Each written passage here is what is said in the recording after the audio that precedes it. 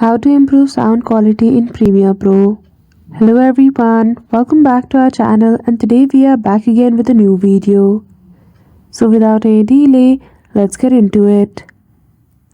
For that, firstly select the audio whose quality you want to improve in your project. Right click on it and make sure show audio time unit is toggled on.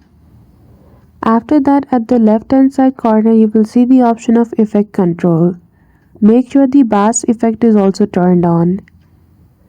After that, at the top right corner you will see in the tab window option. Click on it and go to audio channel and make sure the L and R effect are toggled on for the clip. Lastly, go to Windows again, choose the option of show clip keyframes, go to Panner and make sure balance effect is chosen.